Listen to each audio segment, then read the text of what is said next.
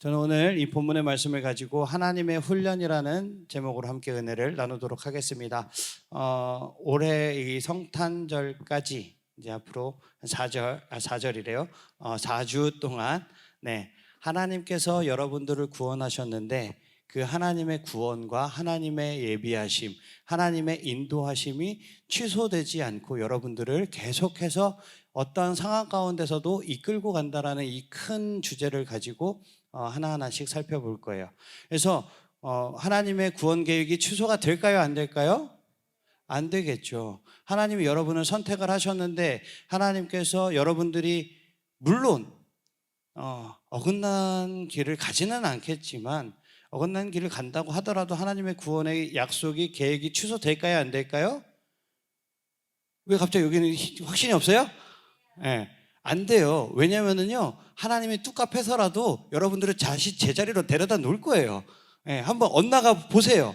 네, 그러면 제가 머리끄댕이를 붙잡아서라도 이 자리에다 다시 갖다 놓을 거니까 걱정하지 말고 여러분들 하고 싶은 대로 해요.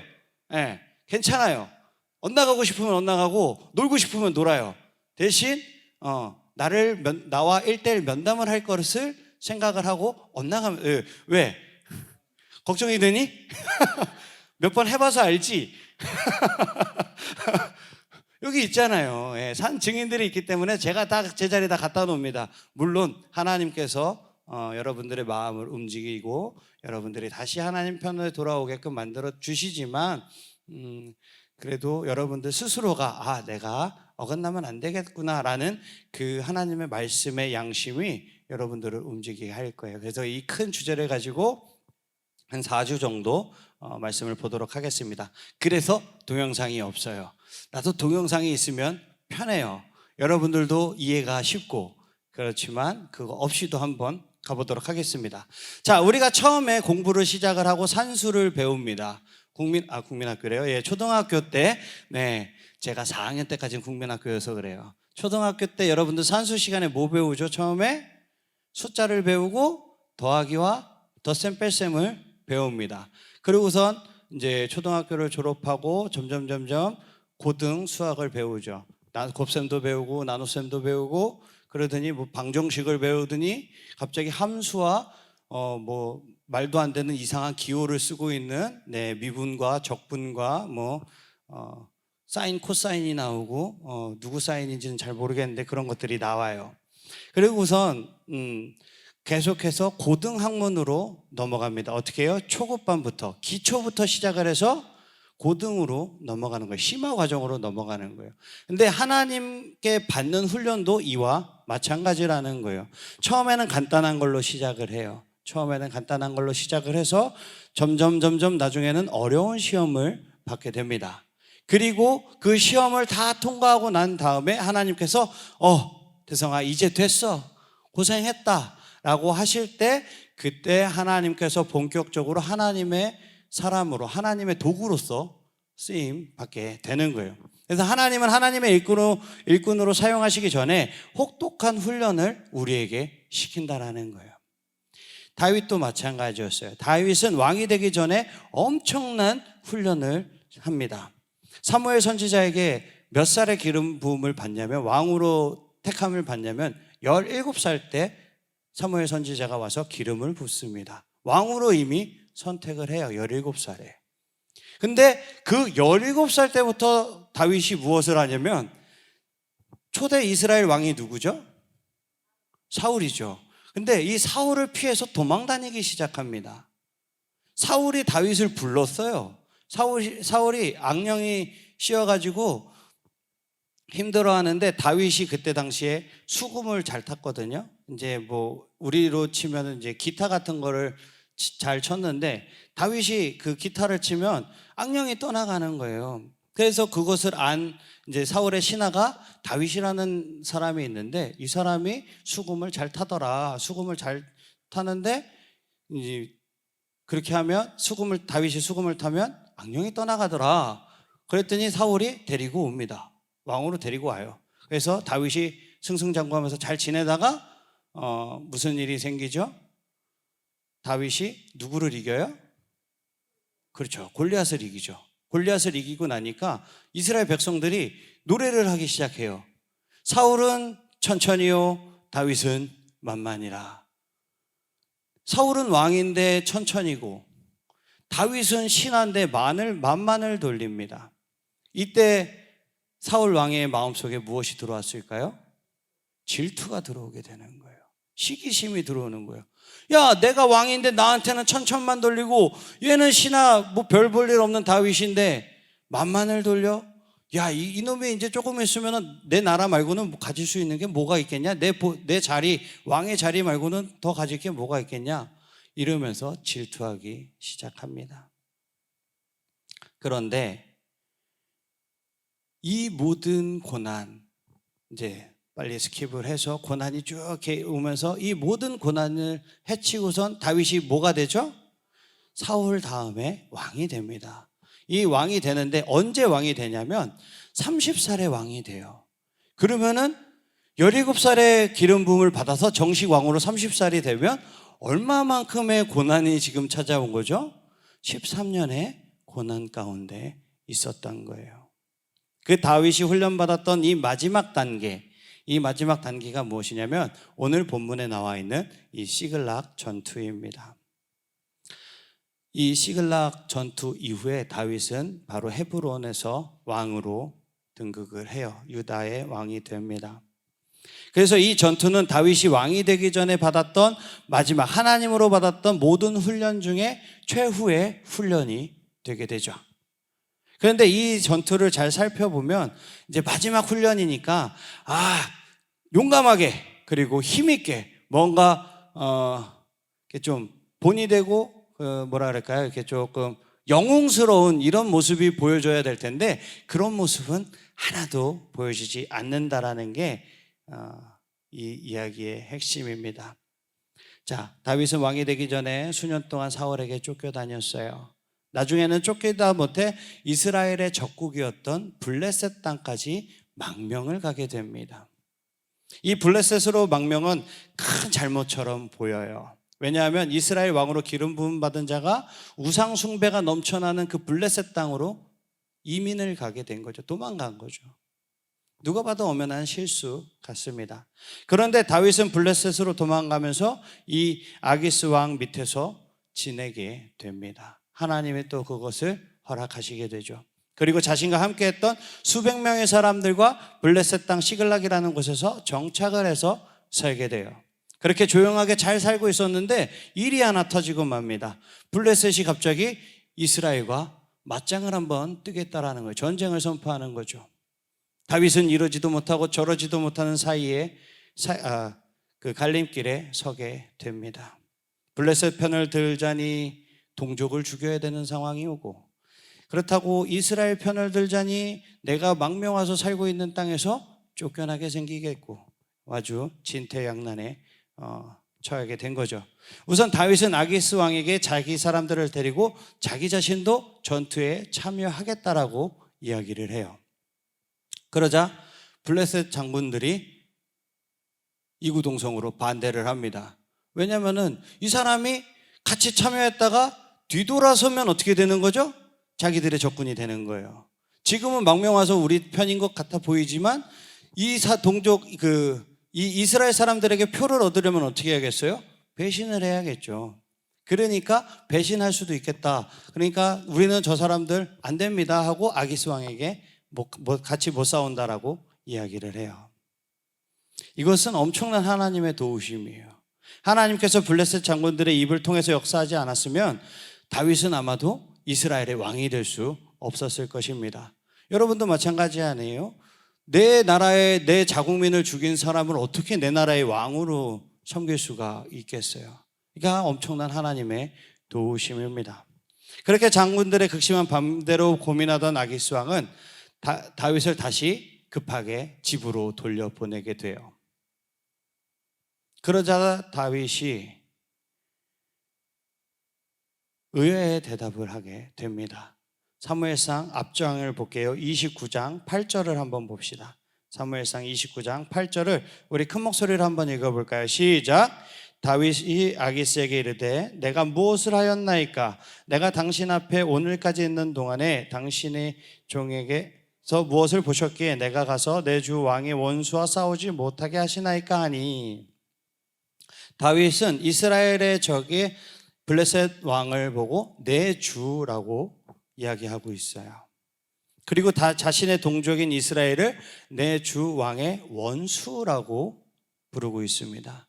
우리가 보았을 때는 하나님의 사람이 다윗이 맞나? 라고 싶을 정도로 아기스 왕에게 충성을 다하는 모습을 보여주고 있습니다.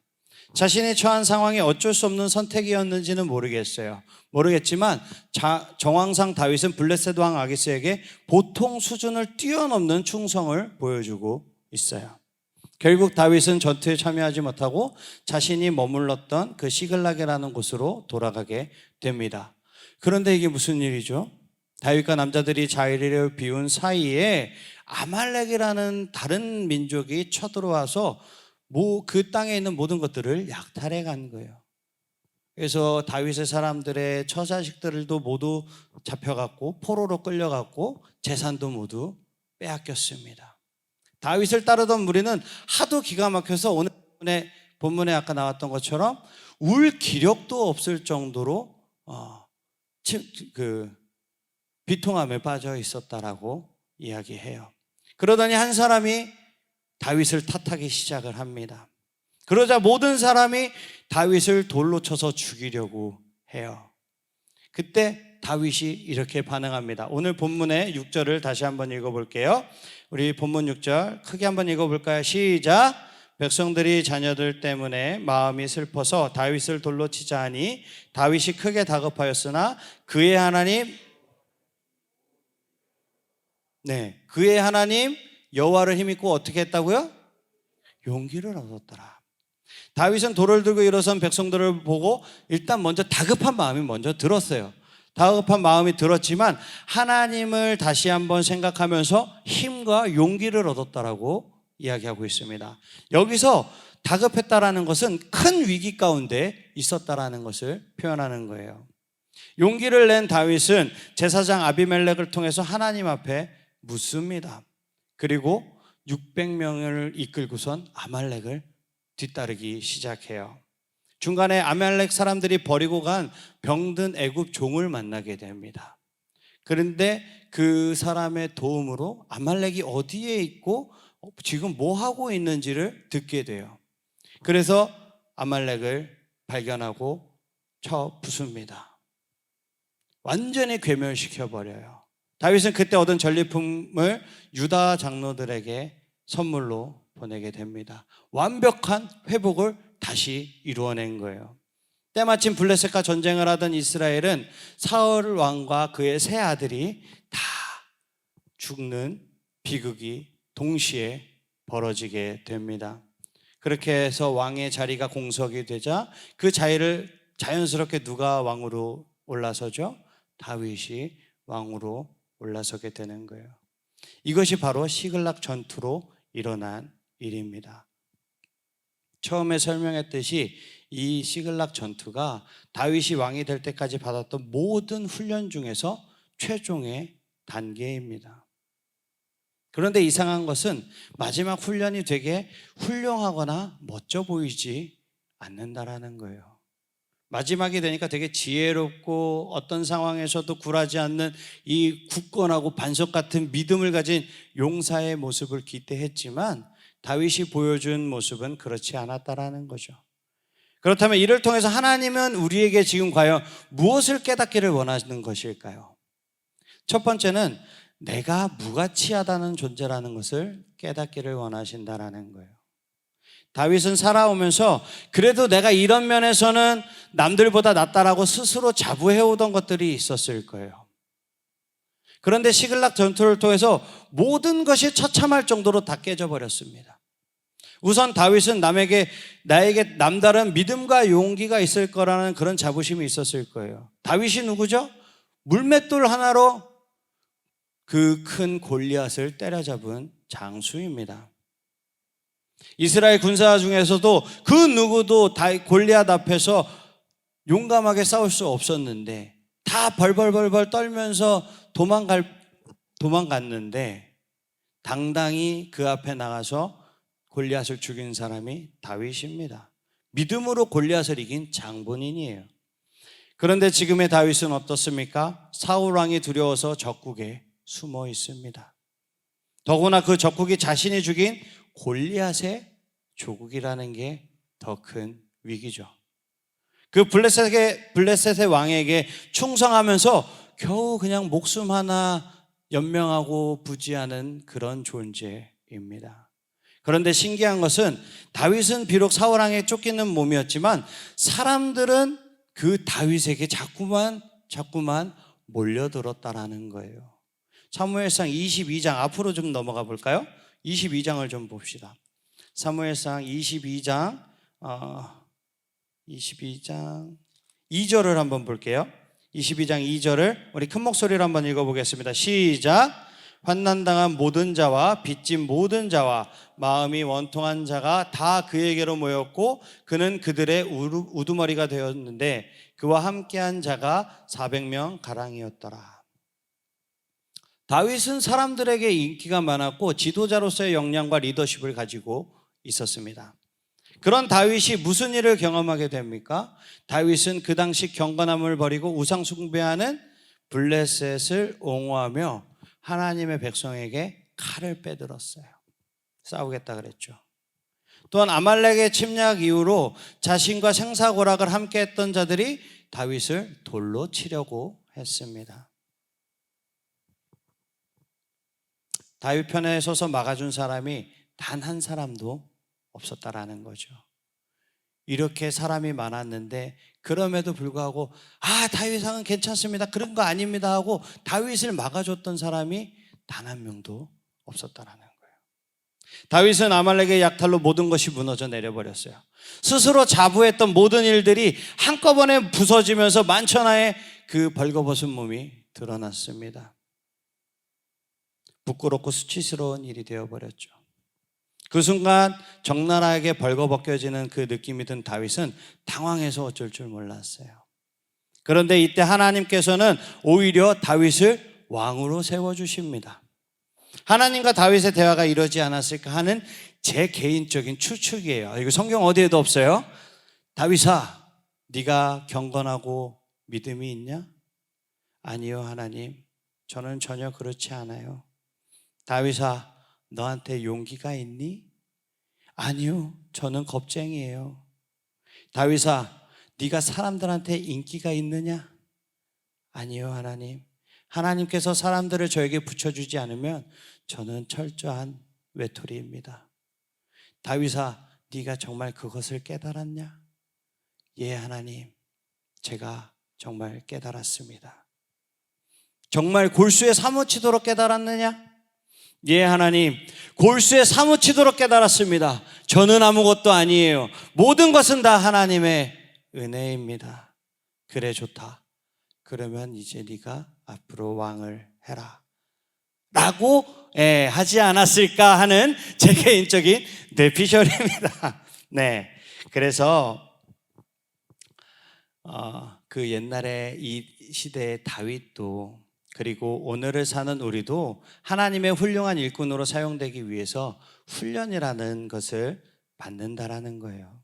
그런데 이상한 것은 훈련을 받는 동안 어제보다 오늘이 낫고 오늘보다 내일이 더 나아져야 되는데 시간이 지날수록 깨닫게 되는 것은 내 자신이 무가치하고 내 자신이 아무것도 할 수 없다라는 것을 깨닫게 된다라는 거예요. 혹시 나는 하나님께 버림받은 사람이 아닐까 할 정도로 내 자신이 무가치함을 느낍니다. 혹시 여러분들도 그렇게 느껴질 때가 있나요? 하지만 중요한 것은 결코 그렇지 않다라는 거예요. 나 자신이 초라하고 비참하다는 그 사실을 또렷하게 깨달아가는 것, 그것이 바로 하나님의 훈련이라는 것을 믿으시기를 주님의 이름으로 축복합니다. 그리고 두 번째는 한 번 받은 사명은 변하지 않는다라는 거예요. 다윗은 자신의 자랑거리가 다 없어지다 못해서 평범한 사람들보다도 못한 존재가 되었습니다. 그런데 다윗이 하나님을 의지하고 일어서니까 일이 술술술술 풀리기 시작해요. 아말렉 사람들이 어디 있는 줄도 모른 채 급히 사람들을 이끌고 뒤쫓아갔습니다.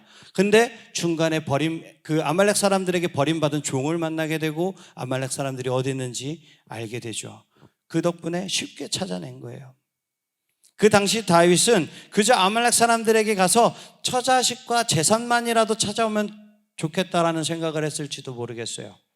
하지만 뜻하지 않게 다른 전쟁에서 사울과 그의 아들들이 죽으면서 다윗은 전혀 뜻하지 않고 전혀 힘들이지 않고 헤브론에서 왕이 되어 있었습니다. 될 수 있었습니다. 모르긴 몰라도 사울이나 세 아들 중에 한 명이라도 살아 있었다면 다윗은 왕이 될 수가 없었을 거예요. 왜냐하면 적통이 있으니까 안 됐을 거예요.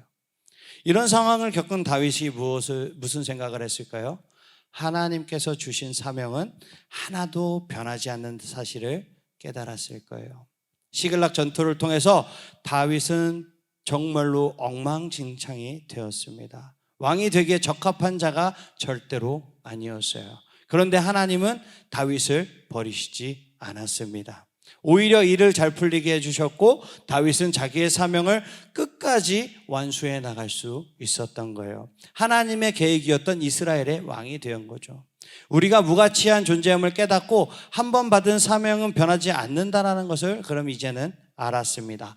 그럼 마지막으로 세상의 방법과 하나님의 방법은 다르다라는 것을 깨닫게 되는 거예요. 다윗의 인생이나 우리의 인생이나 크게 다르지 않습니다. 그 말은 하나님께서 우리에게 주신 사명 또한 우리의 실패로 인해서 무너지지 않는다라는 거예요. 다윗처럼 실패할 때 우리는 간혹 지금의 실패 때문에 하나님께서 우리에게 주신 그 약속과 사명을 거두어 가시지는 않을까 하는 걱정을 할 때가 있어요.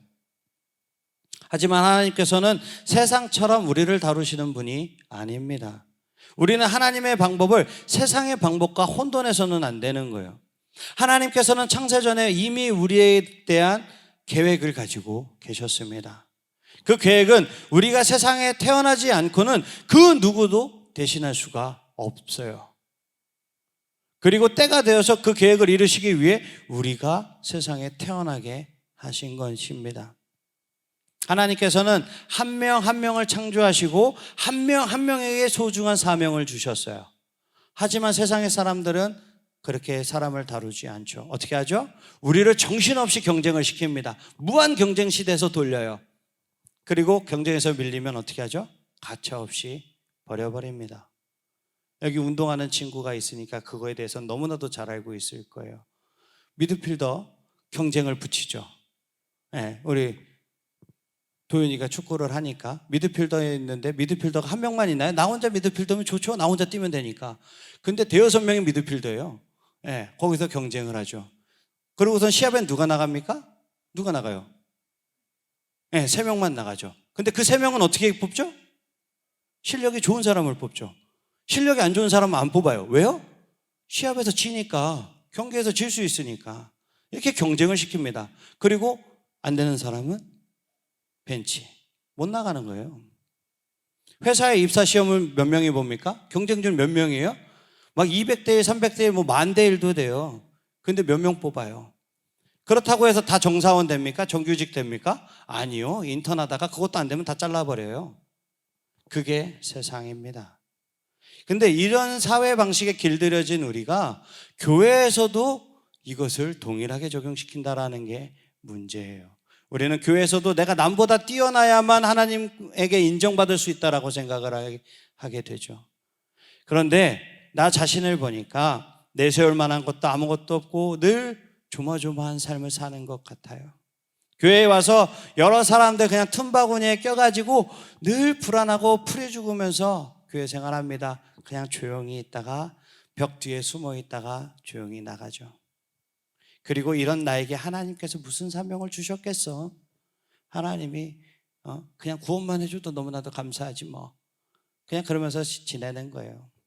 그런데요, 하나님은 한 사명을 위해서 한 명을 택하셨습니다. 한 사명을 위해서 창조된 그 사람 외에는 그 누구도 그 사명을 완수할 수가 없어요. 하나님께서 믿음의 조상을 택하실 때 어떻게 불렀습니까? 여러 사람을 방방곡곡에서 수십 명의 사람을 불렀습니까? 아니요. 그리고선 그 수십 명의 사람들에게 100세의 아들을 똑같이 낳게 한 다음에 야, 그 사람 다 네 아들 다 바쳐. 그렇게 해가지고선 그 중에 바친 사람 그 한 사람을 뽑아가지고선 믿음의 조상으로 세웠어요? 아니요. 애초에 처음부터 아브라함이라는 사람을 뽑아서 들어 쓴 거예요. 처음부터 하나님은 아브라함만 택하신 거예요. 그리고 아브라함만 붙들고 평생 동안 훈련시키셔서 믿음의 조상으로 아브라함에서 아브라함이라는 이름까지 바꿔주시면서 자, 그 사람의 정체성을 바꿔줘가지고 그 사명을 완수하게 만드는 거예요. 믿음의 조상의 사명을 완수하게 만드는 거예요. 이것이 하나님께서 우리를 붙들고 일하시는 방식이라는 거예요. 다윗이 왕이 전에 마지막 훈련이 뭐였어요? 자신의 연약함, 자신의 죄악됨을 비참할 정도로 철저히 깨닫는 거였어요. 다윗이 그 고난과 실패를 겪기 전에는 내가 그렇게 보잘것없고 내가 그렇게 약한 존재인지 몰랐을걸요? 아마 이 시험이 없었으면 평생 자기는 잘난 체 하면서 살았을 거예요. 나중에는 또 넘어지잖아요. 나중에 왕이 돼갖고 살만하니까 자기의 충신의 와이프를 뺏어버립니다. 그리고 충신을 죽여버려요. 살인교사합니다. 하나님은 그것도 살인죄라 그러죠. 다윗은 그 고난과 실패를 겪기 전에 자신이 그토록 보잘것없고 약한 존재일 거라는 생각 자체를 못했을 거예요.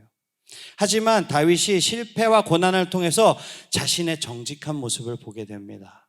그리고 자기 자신이 어떠한 자인지를 깨닫게 돼요. 그리고 하나님은 그때부터 다윗을 왕으로 세우시는 겁니다.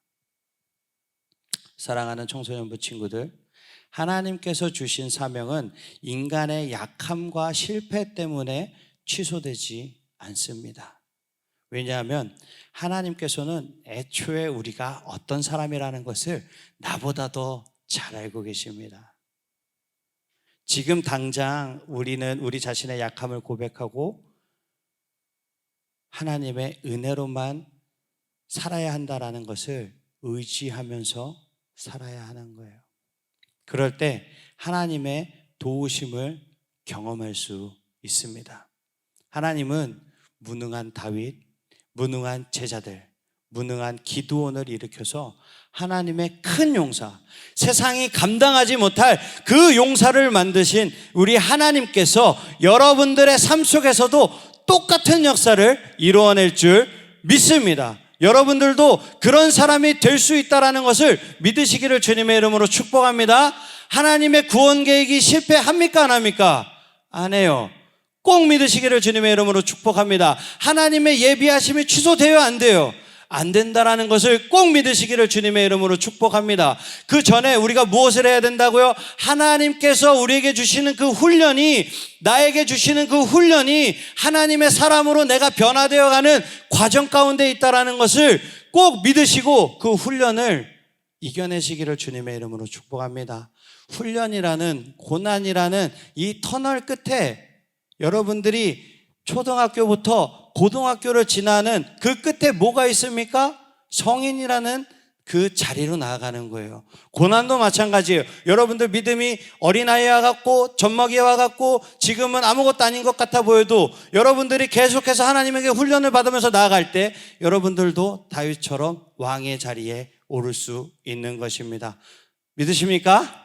아멘. 다 일어나시겠습니다. 하나님의 은혜 우리 찬양하겠습니다.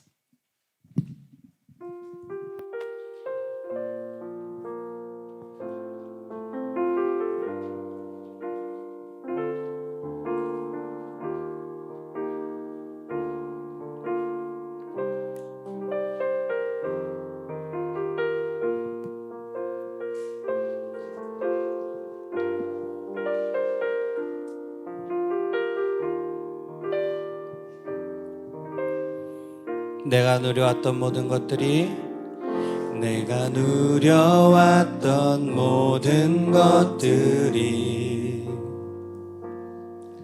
내가 지나왔던 모든 시간이 내가 걸어왔던 모든 순간이 당연한 것 아니라 은혜였소. 아침 해가 뜨고 저녁에 노을, 봄의 꽃향기와 가을의 열매, 변하는 계절의 모든 순간이 당연한 것 아니라 은혜였소. 모든 것이 은혜, 은혜, 은혜, 한없는 은혜. 내 삶에 당연한 것 하나도 없었던 것은 모든 것이 은혜, 은혜였소. 내가 이 땅에 태어나 사는 것, 내가 이 땅에 태어나 사는 것, 어린아이 시절과 지금까지 숨을 쉬며 살며 꿈을 꾸는 삶, 당연한 것 아니라 은혜였어. 내가 하나님의 자녀로 살며, 내가 하나님의 자녀로 살며 오늘 찬양하고 예배하는 삶, 오늘 찬양하고 예배하는 삶, 복음을 전하는, 복음을 전할 수 있는 축복이 당연한 것이 아니라 뭐라고요? 당연한 것 아니라 은혜였소. 모든 것이 은혜, 은혜, 은혜, 한없는 은혜. 내 삶에 당연한 것 하나도 없었던 것은 모든 것이 은혜, 은혜여. 모든 것이, 모든 것이 은혜, 은혜, 은혜, 한없는 은혜. 내 삶에 당연한 것 하나도 없었던 것은 모든 것이 은혜, 은혜, 모든 것이 은혜, 은혜,